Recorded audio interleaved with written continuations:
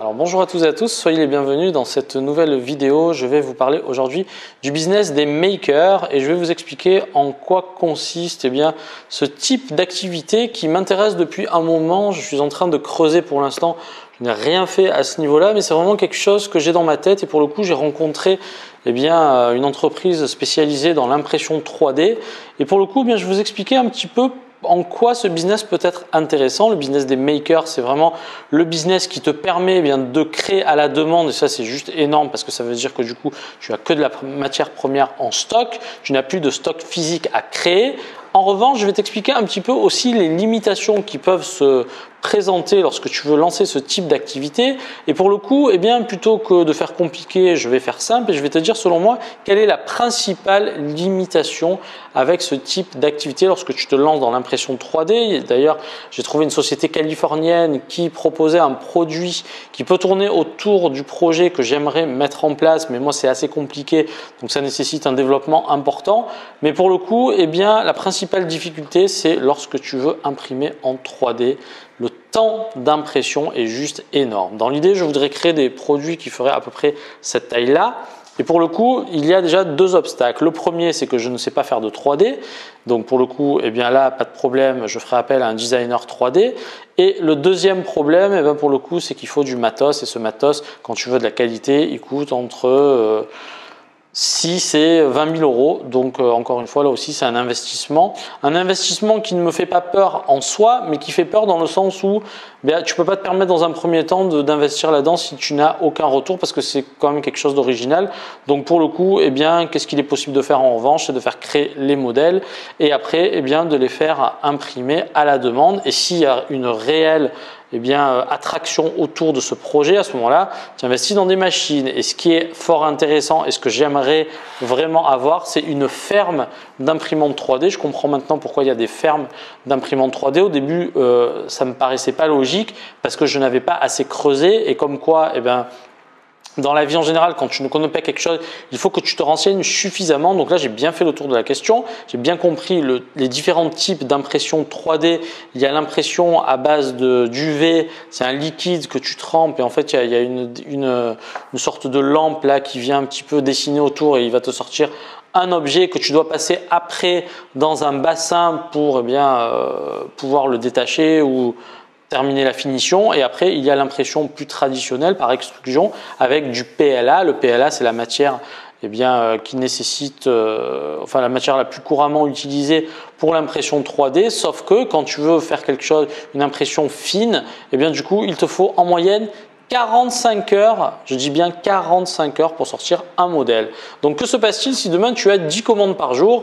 Il va te falloir 20 jours pour traiter jusqu'à 20 jours pour traiter l'ensemble des commandes. C'est-à-dire que du coup, tu devras indiquer un délai et je ne suis pas certain que les gens soient prêts à attendre 3 à 4 semaines si tu rajoutes la livraison pour recevoir leurs produits. Donc pour le coup, c'est un véritable frein et c'est ce qui m'empêche aujourd'hui de pouvoir me dire tiens, c'est intéressant. En revanche, je trouve quand même qu'il y a certains business qui ont bien réussi autour de ce concept.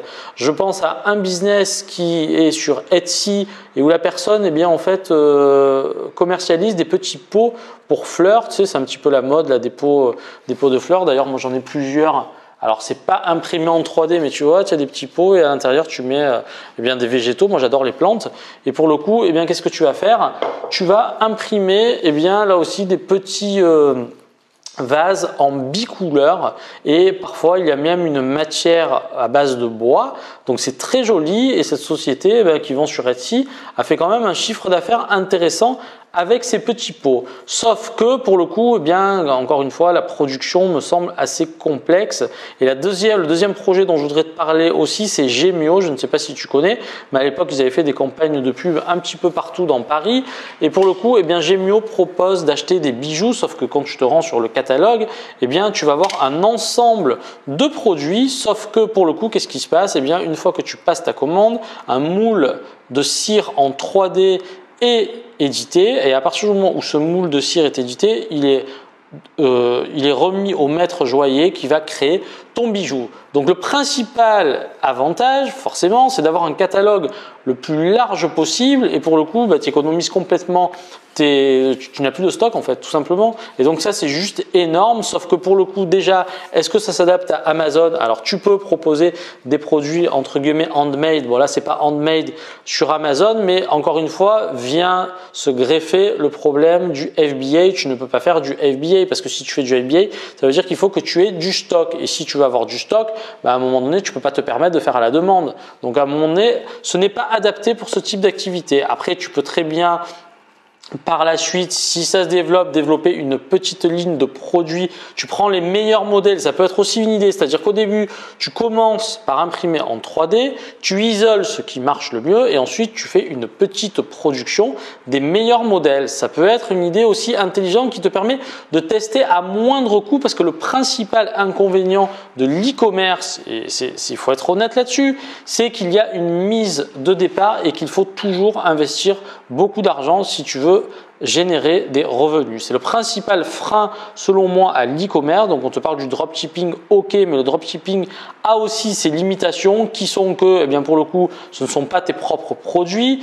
Pour le coup, là aussi, il y a énormément de gourous là, qui sortent de tous les côtés, là, qui te promettent monts et merveilles, au même titre que sur Amazon, au même titre que de partout. Moi, je ne suis pas de cela et j'espère que tu l'as compris. Je ne t'ai pas dit que tu allais devenir riche en vendant tes produits sur Amazon. C'est un vrai travail et ne crois pas que si tu investis 2 ou 3 000 euros, tout d'un coup, ta vie elle va changer. Ça serait complètement faux de ma part de te dire ça. Donc si le message a été perçu comme ça, je pense que vous n'avez rien compris. En revanche, les autres, vous avez compris que ça demande investissement, travail, mais surtout, ce qui peut être dérangeant, c'est qu'il y a une mise de départ qui est assez importante. Et pour le coup, tu n'es forcément pas sûr à 100%. Tu n'as pas non plus une progression qui est prévisible et linéaire à 100%. C'est faux. La personne qui te dit ça, ce n'est pas vrai parce qu'à un moment donné, personne ne maîtrise l'algorithme d'Amazon, sauf si c'est pour te vendre des solutions magiques. Mais à un moment donné, tout peut arriver. Mais ça, c'est immuable à tout type d'activité. Donc pour le coup, selon moi, et c'est la raison pour laquelle je suis intéressé par ça, idéalement, j'aimerais avoir une machine qui, dans une catégorie de produits donnés, permet de faire à la demande. Tu avais vu à l'époque le business des t-shirts où tu achètes une imprimante à t-shirt. Je ne dis pas, tu peux commencer avec une petite imprimante et des feuilles, tu passes ton fer à repasser à l'ancienne, mais après il existe des imprimantes plus performantes qui tournent autour de 10-15 000 euros. Et pour le coup, tu peux proposer des visuels de t-shirts et là aussi tu les imprimes à la demande. Donc tu as juste ton stock de t-shirts, alors différentes couleurs et différentes tailles, donc tu as un petit stock, mais imagine un petit peu la quantité que tu peux proposer, chose qui est juste impossible si tu trouves un fournisseur. Et d'ailleurs, là, j'avais contacté un fournisseur pour une catégorie de produits. Bon, là, pour le coup, je ne connais pas, il me demande minimum 10 000 pièces. Donc bon, là voilà, c'est pas grave, j'ai contacté ce fournisseur, je ne ferai pas avec lui parce que 10 000 pièces, pour l'instant, c'est beaucoup trop. Donc voilà, donc ce que je voulais te dire par rapport à ça, c'est que je pense qu'aujourd'hui, enfin, le marché est assez mûr pour proposer des choses. Attention, il ne faut pas faire n'importe quoi, il ne faut pas partir du principe que parce que tu as une machine 3D, tu vas pouvoir faire tout et n'importe quoi. Il faut vraiment qu'il y ait une réflexion. Cette réflexion prend du temps pour t'amener à quelque chose de palpable et quelque chose de concret. Donc encore une fois, moi ça fait des mois que je creuse là-dedans, ça fait pas un jour ou deux, c'est pas vrai. Et pour le coup, j'ai trouvé quelque chose d'intéressant, mais en revanche, il y a cette question là du temps de fabrication qui est juste énorme. Et en fait, pour moi, c'est un véritable frein. Donc je ne sais pas encore si ça peut être un projet intéressant. Sur le moyen long terme, oui, mais sur le court terme, je pense que ça peut être un peu compliqué. Donc, je ne sais pas. Je n'ai pas dit que je n'allais pas le faire, mais je me laisse encore, une possibilité. Mais moi, en fait, globalement, j'ai toujours un mode lab qui me permet d'avoir une porte ouverte sur beaucoup de choses, qui me permet de tester, de prendre du temps. Et pour le coup, à partir du moment où je sens que l'idée est bonne et je suis sûr qu'elle est bonne et je suis sûr que j'arriverai à communiquer autour de ça parce que le projet est intéressant et sympa, ça serait un petit peu, là pour te dire un petit peu, ce serait dans la déco. Mais pour le coup, aujourd'hui, il y a certaines questions qui restent en suspens. Donc, voilà, je pense que parfois, il faut se poser les bonnes questions et comprendre un petit peu les enjeux. Parce que si demain, tu achètes une machine à 10 000 euros, si tu fais fabriquer ton produit, 10 000 euros, tu peux avoir un certain stock. Donc, c'est vraiment une question à prendre en compte. En revanche, sur le moyen long terme, une fois que tu arrives à isoler ce qui marche de ce qui ne marche pas, tu peux commencer à te constituer un stock. Mais vu le projet et vu l'ampleur du truc, tu ne peux pas non plus faire n'importe quoi. C'est la raison pour laquelle je voulais vraiment t'en parler parce qu'aujourd'hui, avec les machines à broder, Les imprimantes, notamment tout ce qui est sticker, là, tu sais, ce qu'on appelle les… Alors moi j'avais vu ça à l'époque, c'était des machines Roland. Les machines Roland font à la fois ce qu'on appelle une imprimante avec un plotter de découpe intégré. Donc là pour le coup, toutes les personnes qui faisaient des stickers, là il y a eu toute une mode de stickers. Bon maintenant je trouve que ça a un peu baissé, mais globalement tu peux faire des choses. Tu as les imprimantes 3D, tu as les imprimantes UV, tu as les machines à découpe laser où tu peux faire là aussi pas mal de choses selon le matériau que tu utilises. Donc bref, je pense qu'en réfléchissant et en creusant autour de ça, il y a des choses à faire, j'en suis convaincu. Il y a même aussi un truc qui peut être fort intéressant, c'est le business du print. Avec l'impression, tu peux créer plein de produits. Je sais qu'il y a peu de gens qui pensent et pourtant, eh bien, tu peux faire des choses bien sympas et à moindre coût. Donc, essayez de creuser là aussi un petit peu là-dedans parce que vous allez vous apercevoir que bien souvent, on tombe sur des perles. Voilà, c'est ce que je voulais vous dire dans cette vidéo et je vous dis à très bientôt pour de nouvelles aventures, sans oublier la citation du jour. Et cette citation, quelle est-elle? Pierre qui roule n'amasse pas mousse. Ça veut dire quoi? Ça veut dire que si tu veux qu'il pousse de la mousse sur une pierre, il faut absolument que celle-ci reste immobile pour que la mousse puisse venir se former autour. Ça veut dire quoi concrètement? Ça veut dire que si tu es la personne qui saute comme ça, qui va de pion en pion sans réellement t'investir dans un projet, eh bien qu'est-ce qui va se passer pour toi? Peanuts, tu ne vas rien gagner. C'était le message du jour. Ça veut dire qu'à partir du moment où tu t'es lancé dans quelque chose, fais-le à fond et surtout mets-toi des œillères, ne regarde pas à côté, sinon tu vas être perturbé, tu vas commencer à te lancer sur autre chose et c'est la meilleure façon d'échouer. Merci pour votre attention et à très bientôt.